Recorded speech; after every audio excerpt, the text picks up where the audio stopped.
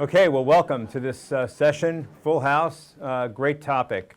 And we're going to go around and have everybody very quickly introduce themselves. My name is Rick Torres. I'm the CEO and president of the National Student Clearinghouse, a nonprofit data company which has been around our 30th anniversary, working with all of higher ed and K-12 with data-related services.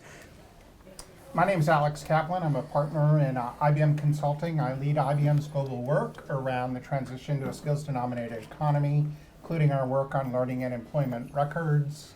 And I'm also actively involved in all the activities IBM has underway around how we're dealing with skills usage and skills-based economy.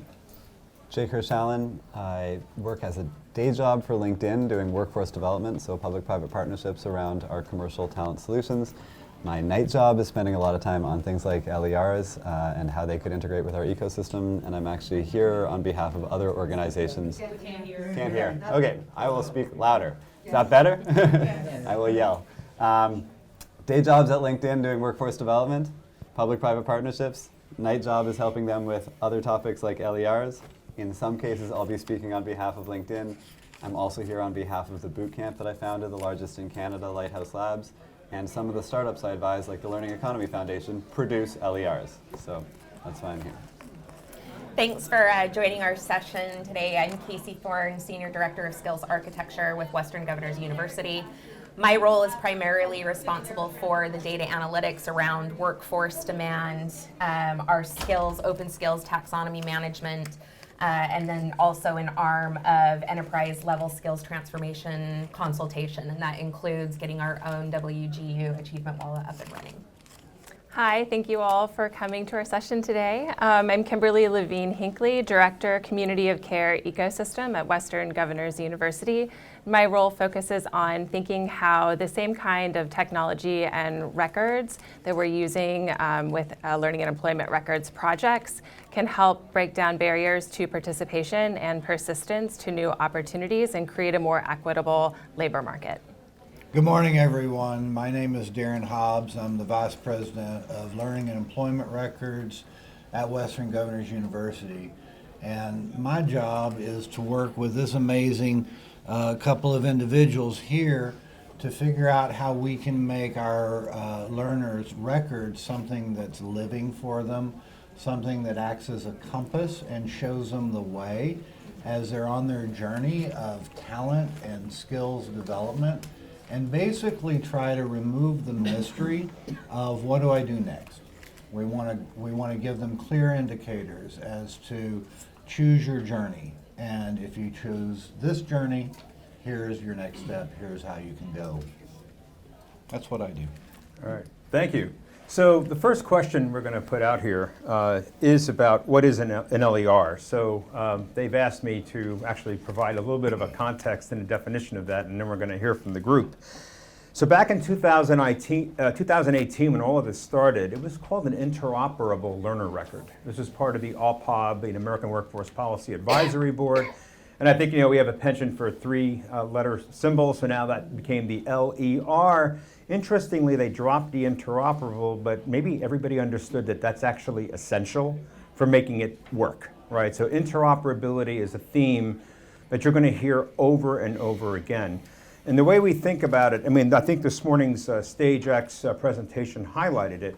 If you think about any learner, your own journey, any learner that you know, their journeys through life go through four basic transitions, right? And in those transitions, they do it over and over again. You pick up skills or knowledge. It's school to school, school to business, business to business, and business back to school, and then all of a sudden you're going back and forth. And the whole point of a learner and employment record is those skills, that knowledge, those skills and abilities that you're picking up, how do you navigate those transitions successfully without the baton dropping? Meaning that you should be able to pick it up as you go along, and then the next place should be able to ingest that information and build on it.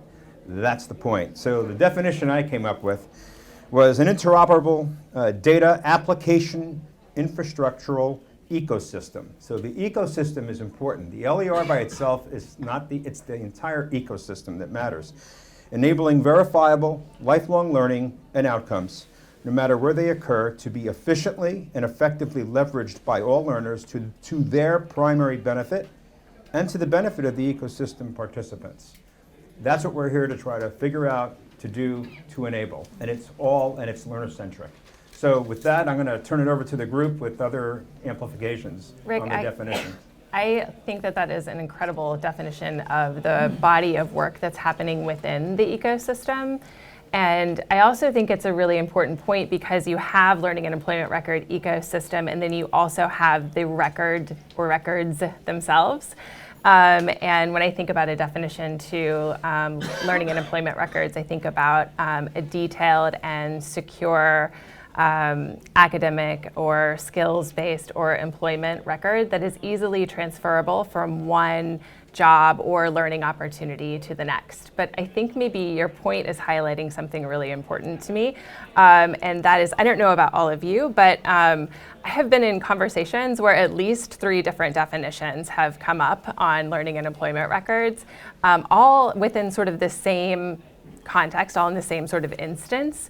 And it's really signaling a need for there to be more clear and concise definitions of the ecosystem, of what LERs the records are, of the benefits of LERs for individuals and really all key stakeholders in the ecosystem, and what the current status of the work in the ecosystem is.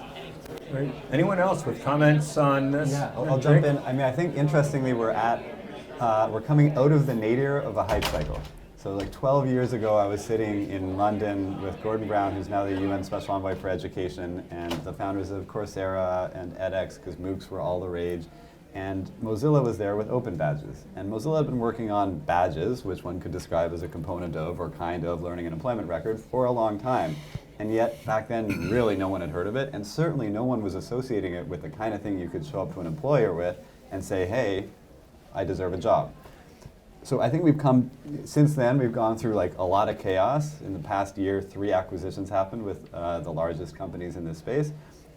And now I think we're coming back out of it to a point where the biggest companies in the world, Microsoft, is emphasizing with Intra, I can't figure out how to pronounce it myself, learning and employment records. And so I think what's amazing is we have that opportunity to define it like right now, to embrace it right now, or 3-5 years ago we could be down in another nadir of a hype cycle. But this feeling after, again, 12 or 15 years in the space is that it is becoming now a means, like an actually useful tool that could become very widespread very soon. Yeah.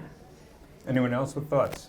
Yeah, I will just add to both of that and then just reinforce, Rick, your point about the LER being an ecosystem and the necessity for the interoperability piece. Yeah. And so when I think about an ecosystem, that underlying data infrastructure that we have to make sure is predicated on the use of open standards, so that we're not building portions of a train track that lead to nowhere. They're disconnected, disjointed. But the other piece of this is, even if we get that singing perfectly, where all of those data standards can stack together in a way that really makes this ecosystem sing, the technology alone will not solve for a number of the barriers that individuals face as they're trying to seek new opportunities. And so there's a critical component to this ecosystem in terms of the support services and the wraparound services that are critical to making it work for individuals. What I'm hearing when I go to a lot of higher education institutions, especially this last year, I'm beginning to see a pivot a little bit. But I think the biggest concern I normally hear is, how do we include this, and we'll get to this later, and then how do we ingest it, right? And how do we know that what we're putting on here is going to be ingested by the next party? And they understand what they're seeing. So we'll talk a little more about that, but to your point, there's a lot of things that have to happen the right way and with focus to enable a learning and learner portability ecosystem. All right, so let's go to the next question.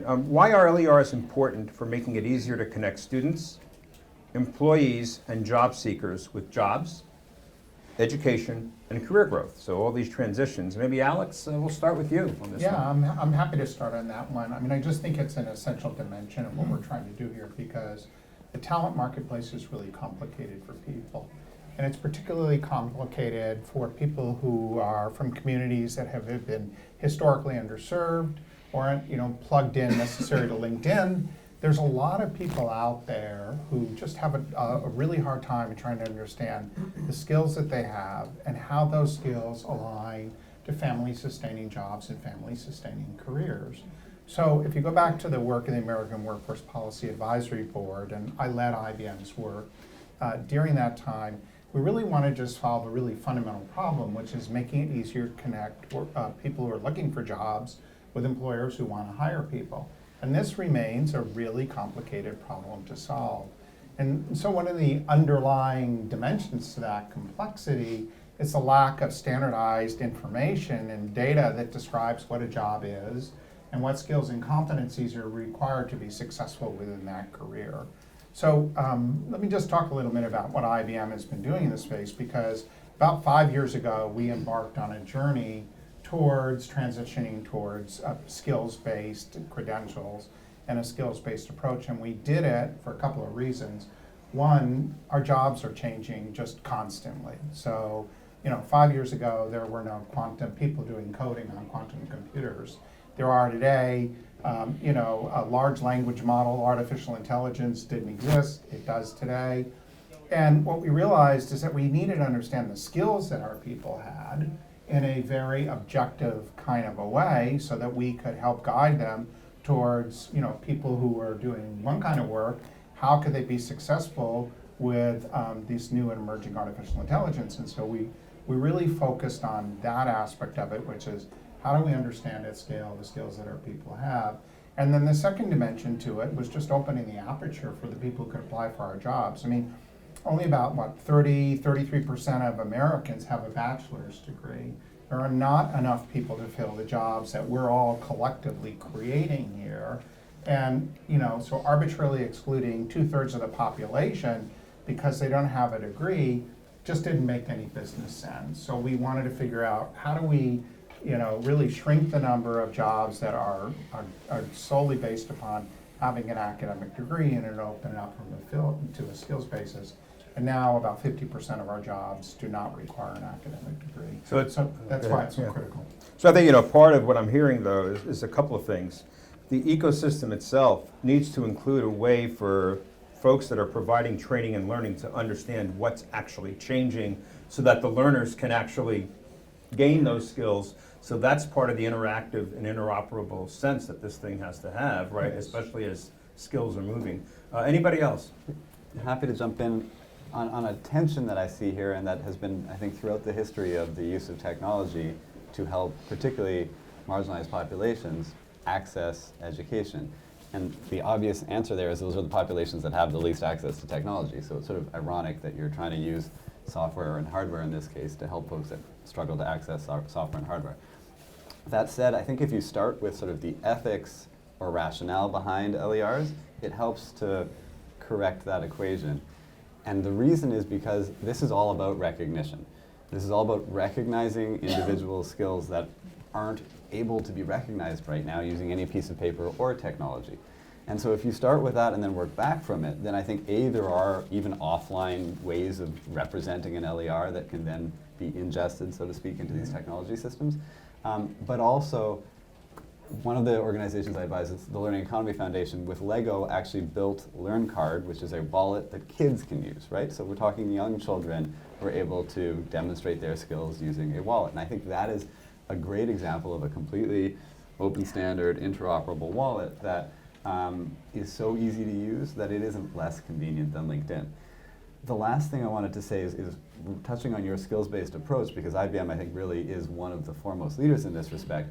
We've begun to, at LinkedIn now, change how when you enter a search in Recruiter, in our sort of top recruiting tool, which every big company in the world uses, when you start typing, instead of saying, please enter the person's degree or years of experience or how you know them, it's starting with skills.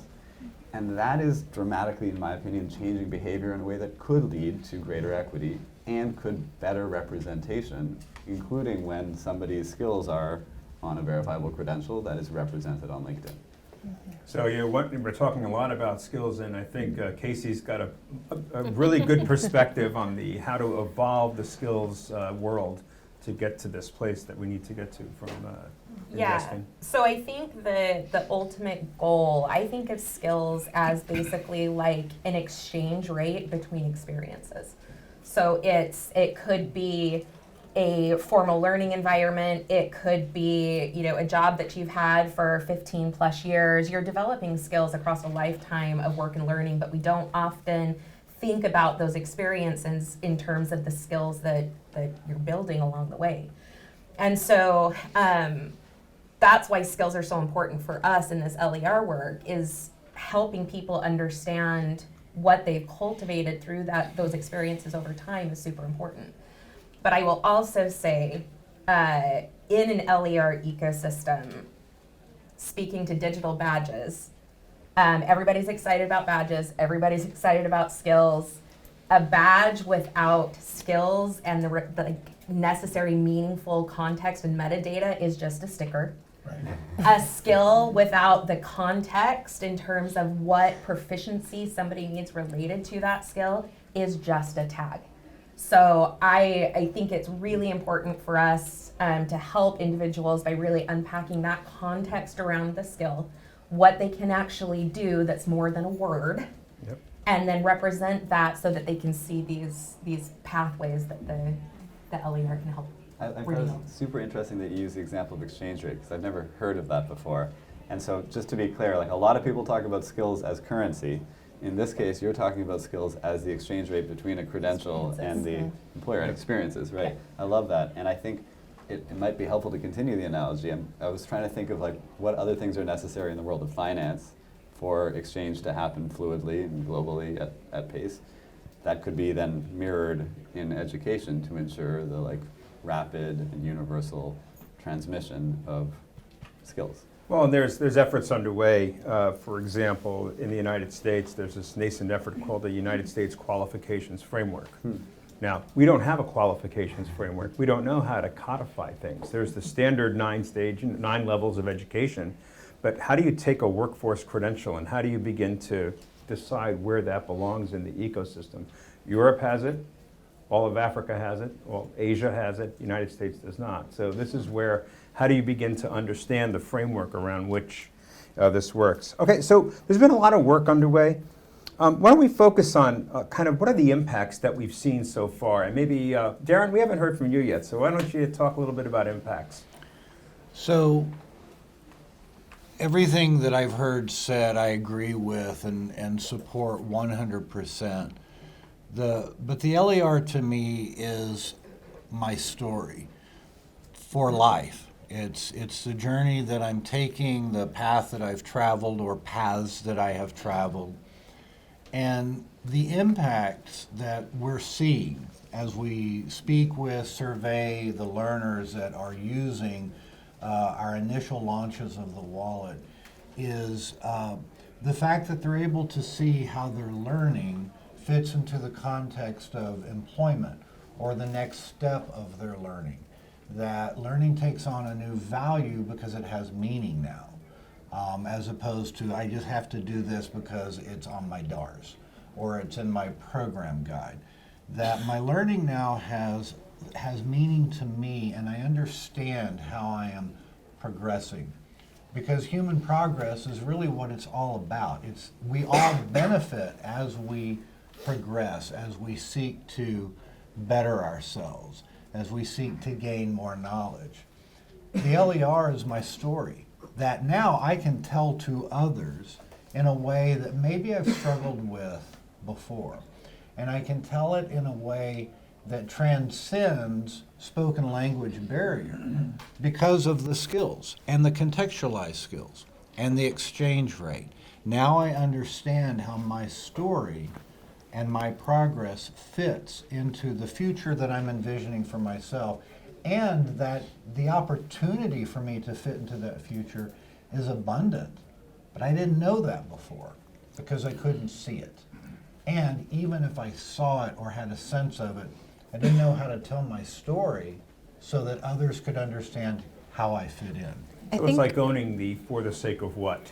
Yeah. Right? Yeah. Now, I think that it's sort of following up on this story piece here is that it's telling your story. It's also discovering your story. And so I think that that's been something, at least what we've seen through one of our LER pilots, is that pairing digital credentials and using skills and leveraging a digital wallet has helped individuals be able to uncover job roles and occupations that they are qualified for but hadn't previously considered, which I think is such an important part about thinking about how to take advantage of new opportunities.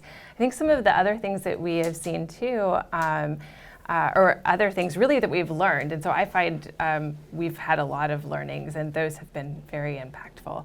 And so a couple of other learnings that we have had is skills, digital credentials, technology behind digital wallets don't always mean access to a new job opportunity or a new career opportunity. And I think that it is critical that we factor in supportive services, that we factor in the role of career coaching, that we bring in the workforce system. And they are essential elements of the LER ecosystem. So what do you see happening at state levels, for example? I know there's Yeah. been a lot of movement there. So, yeah, I think at a state level, we've actually seen a lot of momentum. And so many of you may have seen this already, but I believe we are now up to 7 governors signing executive orders, opening up job roles without degree requirements, and prioritizing skills-based hiring. The most recent one was Governor Murphy in New Jersey. I'm from New Jersey, so I feel very strongly about that. And we see a ton of momentum happening there. And I think that we see a lot of this momentum because this push to help encourage a skills-based labor market has been happening for years.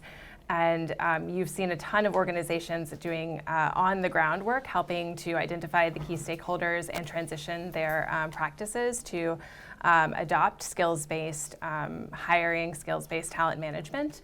And then that is paired with a very broad national awareness campaign right now that I think is really helping to generate a lot of this momentum. Well, I think, I want to go to Alex in a second, but I think a lot of what I'm seeing is that what used to be a complaint from employers about not getting the right skills has now turned into a crisis.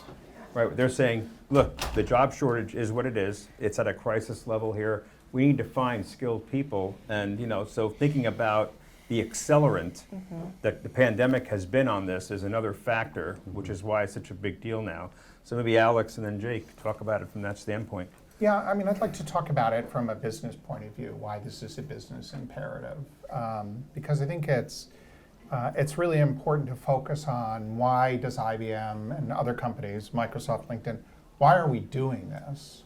And it's a business driver. The reason that we're engaged in this transformation is, one, we've talked about the scarcity of skills in the marketplace, but equally important, as the economy has become more dynamic, more competitive, as it continues to grow rapidly in our space, the information technology sector, the transition we need our employees to go through has to pick up speed as well.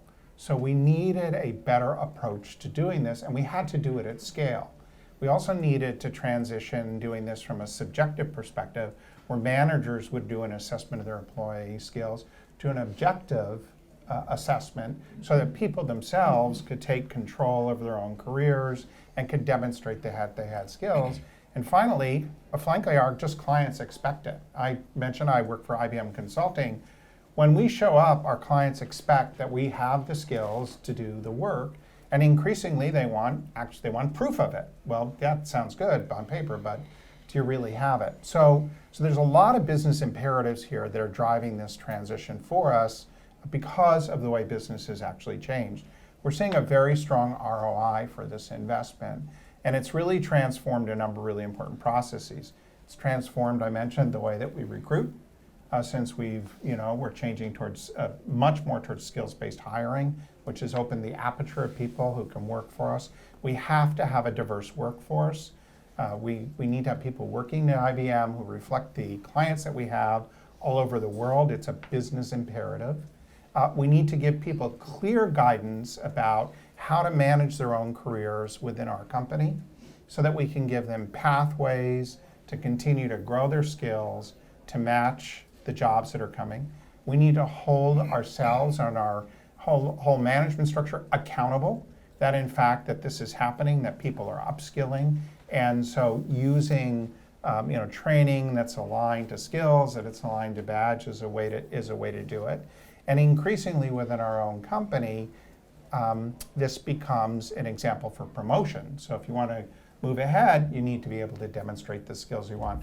So I just want to come back and say, it's a business imperative for us. Now, it also happens to do a lot of really good things out in the world, but at the heart of this, we're doing this because our business demands that we take a different approach to helping our employees be successful, to grow their careers, to respond to the changes in the marketplace, and we can find the best people available in the market to work for us.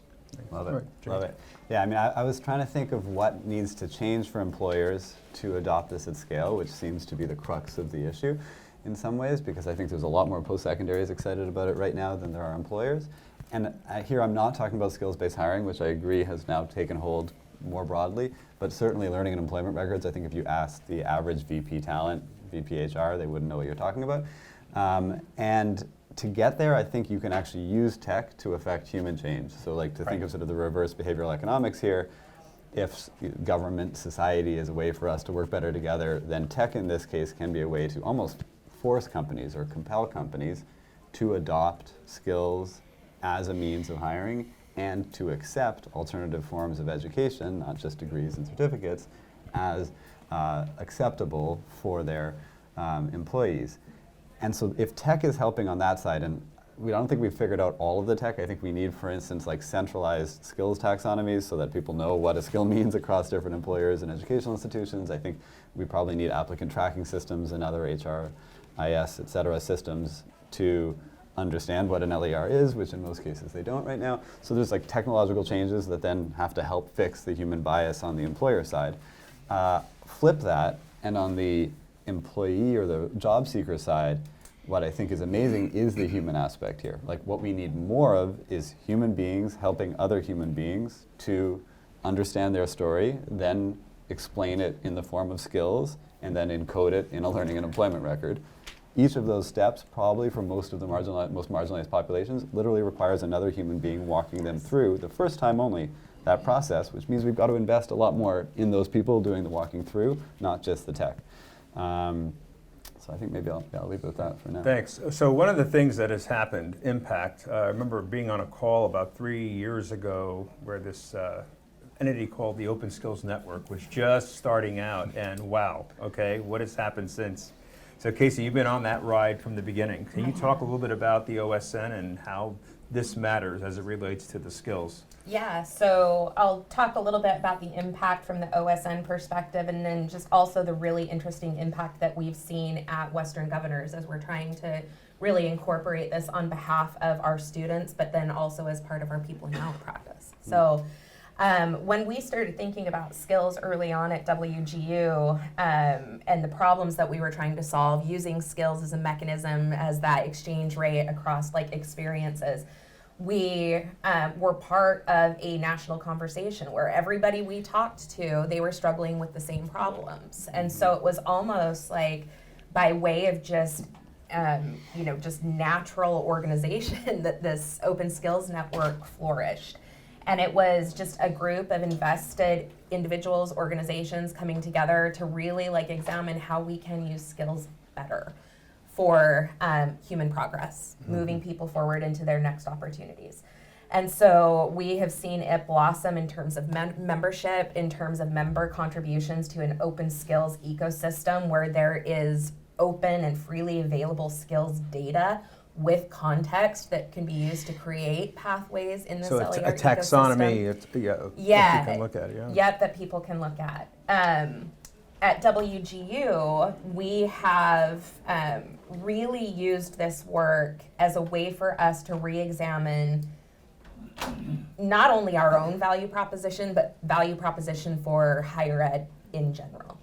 And what this can really mean for individuals and alternative like pathways, alternative credentials, and examining it from a layer of value. So the standpoint that we take is just because we can credential something, just because we can create alternate pathways for our students doesn't mean we should.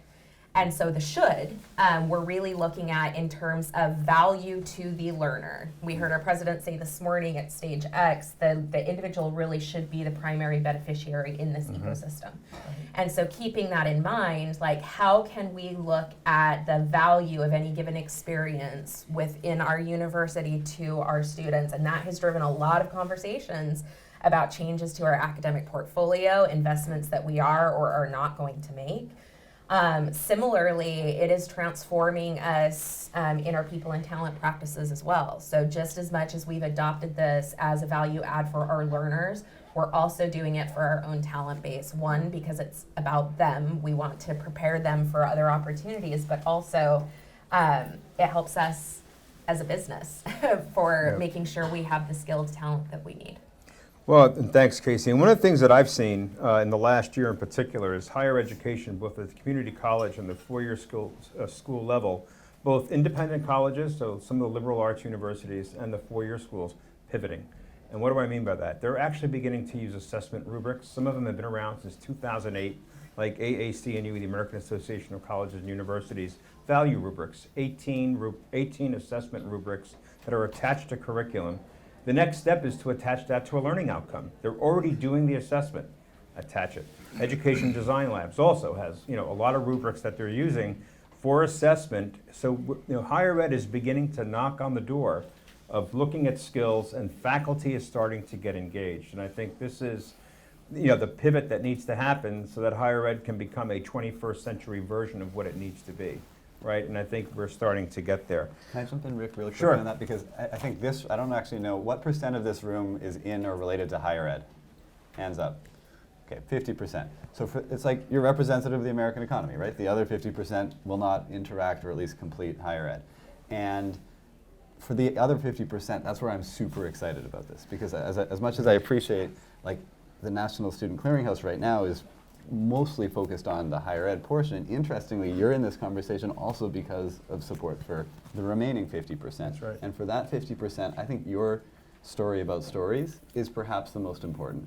And it's because so many of these individuals have skills that they've learned in their lives, in some cases through a training provider, in most cases not, that they could represent if somebody helped them tell that story and then encode it in a digital form that all these machines can use for hopefully non-discriminatory purposes.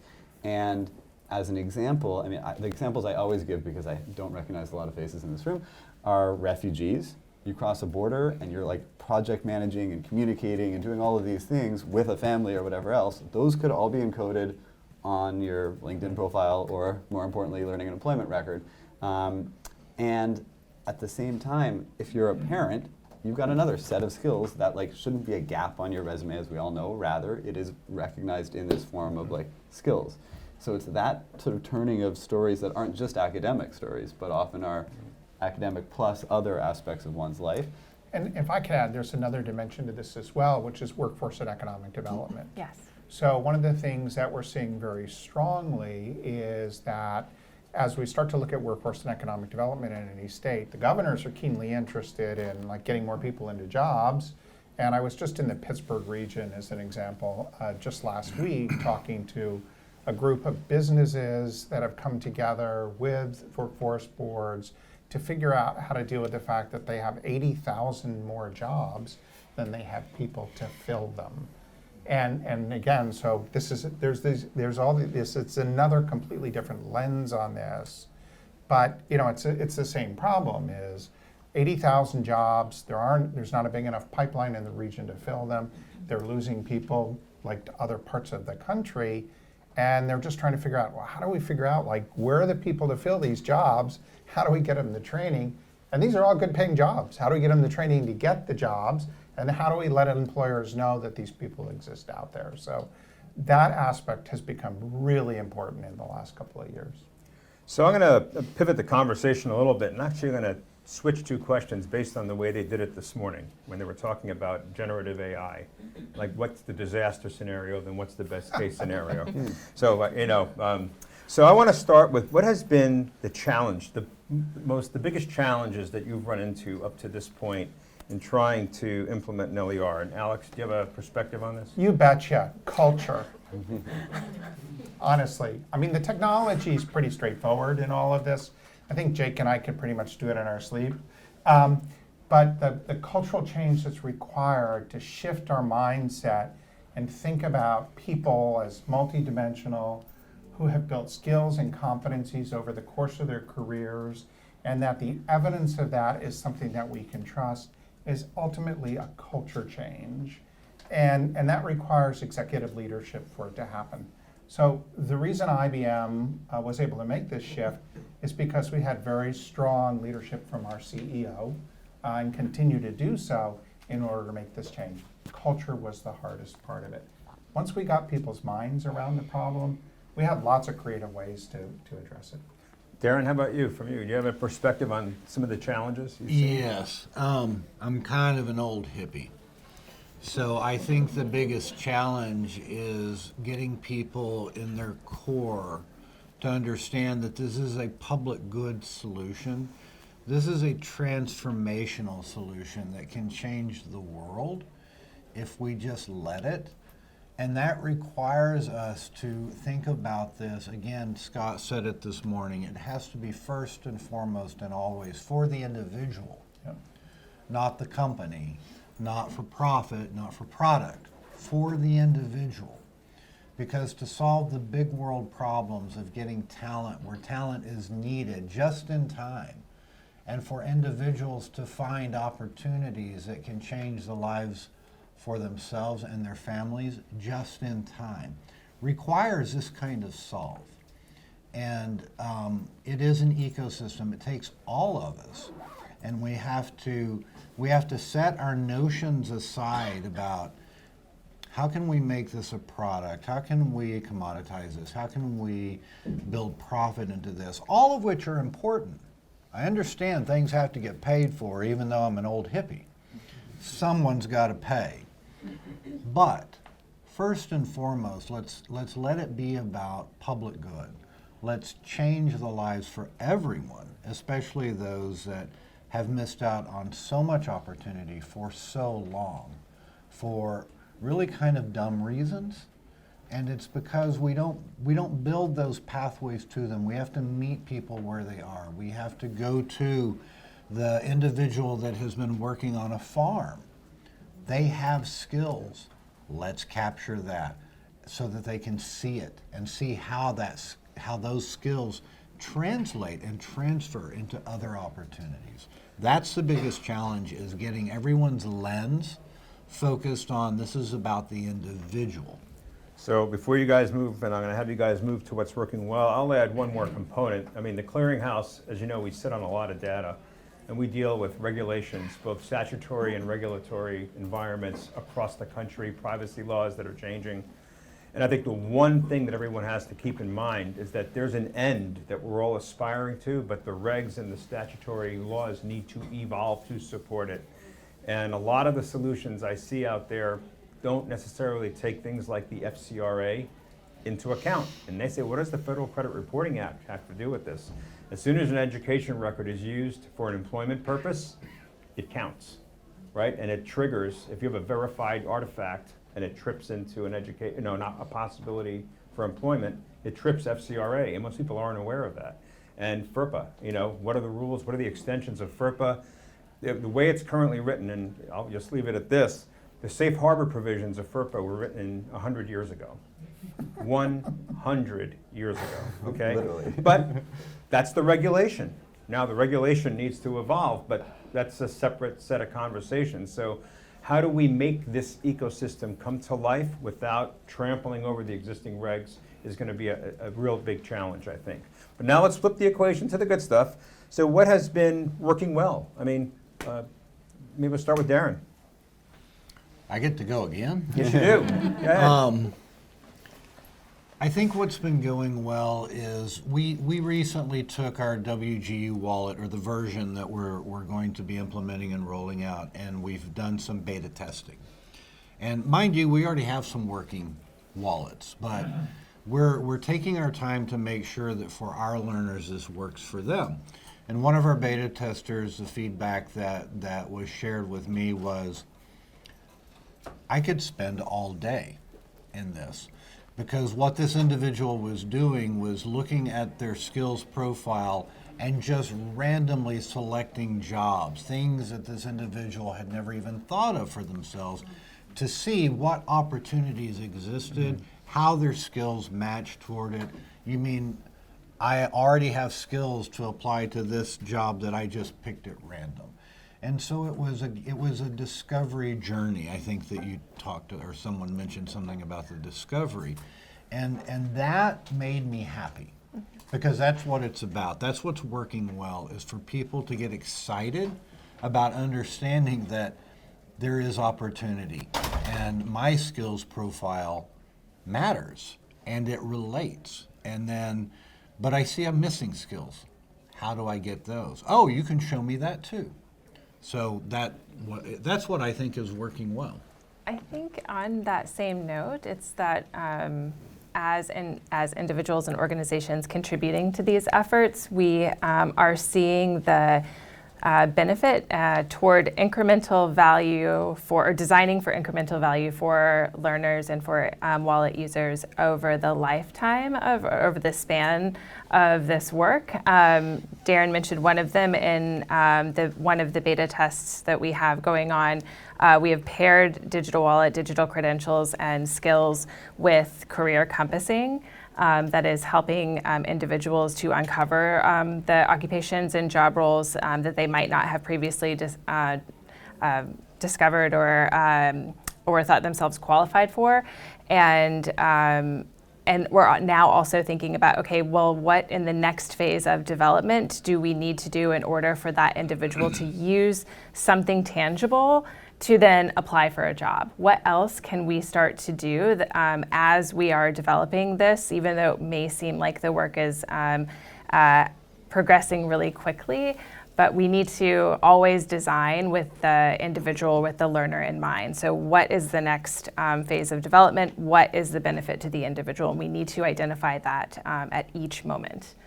That's great. I can tell you one comment at the Clearinghouse. We've been working a lot with industry credential issuers, bringing that data into the organization, matching it with an instance of higher education enrollment that may have occurred, and then linking that with wage data. That has been fascinating, right, to see how this is coming together. And part of what was discussed this morning is value. Yeah. Like, and not that socioeconomic mobility and wages are the only value, right? But it's it is very powerful for issuers, education institutions, if you're an issuer or a credential issuer, to see this data in that light longitudinally, because that becomes a justifiable, here's why we're doing this. So I think there's going to be a lot of work coming out of the Department of Ed. I know that the government's working on short form Pell, and if they're able to pass something like that, where now short form credentials can issue training, can issue a workforce credential, there's going to be a wage component to that. But this is how this system comes together, right? And this is part of this ecosystem. So Jake, you have a thought? Yeah, I'm going to do both the bad and the good, if that's okay. Okay. On the bad side, I think self-interest and human nature is probably the fundamental problem right here, and it's because a lot of what we're talking about goes against human nature, right? So LinkedIn was built on human nature. Most people get hired based on who they know. And when I say most, I mean the vast majority. So much of what we're talking about right now is the under 10% of folks who haven't been hired because of who they know, what degree they have, or how many years of experience. So once you're at that tiny little pool, which is an incredibly important pool because hopefully it'll change the rest, you then have to think of how to change human nature in a way that will allow us, or force us perhaps, to cede power to those who don't look, walk, or talk like us. I mean, one of the challenges for this panel is I don't think it's representative of America. And I think that is problematic because folks who look and talk like us understand what we're talking about a lot better than the folks we're talking about right now, which is sort of a problematic relationship. On the flip side, what's working really well is particularly happening outside of America, to be frank. I'm a Canadian, but it's not happening in Canada either. most of it's happening in small places because it's easier to organize a country like New Zealand than it is a country like America around a concept as technologically and from a human perspective difficult as LERs. So you have huge progress, I think, in Australia and New Zealand around micro-credentials and one skills taxonomy for the whole country, et cetera. In America, what's happening better than anywhere else, as far as I can tell on this, is innovation. It's the classic, I'm forgetting the expression, but let a million flowers bloom, however that expression works. And it's happening. There are more wallet providers and more technology companies trying to figure out how to integrate or accept LERs than anywhere else. And the last thing I'll say, getting away from the sort of good and bad part, but when Alex said that he and I can do this, I'm not a coder. I founded a coding boot camp. I still can't read code. I'm not either. Okay, so like we can't actually build the app. Rather, we can simply use what is now a sufficiently user-friendly set of applications to accept, issue, receive learning and employment records. And so I think the key point there is the tech isn't getting in the way, it's people. All right, great. So we've got time for one parting shot from everybody. You got to keep it brief because I'm the guy with the hook is standing right there. So Alex, I'm going to start with you. We'll work our way down here. Sure thing. So I think that the other big trend here that's going to really transform this, I think the talent market is in the process of being radically disrupted as we move to artificial intelligence. So IBM receives 5 million job applicants every year. I don't know, you probably receive about the same. All this is going to be driven in the future out of AI and sort of technology intermediated things, and that's got both positives and negatives. But I think that we're at the beginning of a very large disruption of the entire talent transformation market, and then the work that we're doing is going to be an essential component of helping, democratize it, make it more broadly available to larger groups of people. I think I've talked too much, so I'm going to So see. Casey, go ahead. All right, so 2 things. I would say one takeaway and kind of like call to action is we need to get rid of these walled gardens that we're building around proprietary taxonomies. Like that is helping nobody. To keep your secret sauce, your secret recipe, like secret from everyone when it could really open pathways to opportunity. Like that is not where value in terms of your business can be driven. Like let's not withhold what people need to do and like giving them that transparency in order to seek opportunities. And then the last one is, I think you've seen from this panel, like this, it truly is an ecosystem. There's so many different lenses and ways that you could look at, how to approach work within the LER space, that it can be overwhelming. And so I think literally any organization can find an entry point. If it is simply like, looking how in curriculum development you can be more skills intentional, in your hiring practices, how you can start taking steps to eliminate degree requirements from a single role. There's literally an entry point that anybody can take, and I encourage people to find it. Great, thanks. I think Kimberly. I'll add another call to action. If you are participating in an LER pilot or wanting to launch one of your own, to first ask yourself the question, what should everyone have access to? And then how do we take all of those answers and then begin to form the foundation of a public good for everyone? Great. Darren, final call. So we started this morning in this session asking everyone to sing, and it was uncomfortable, and maybe you didn't sing, maybe you sang quietly. I for one, have a beautiful singing voice, so I was not afraid to sing. But we sang, and when all voices come together, it makes beautiful music.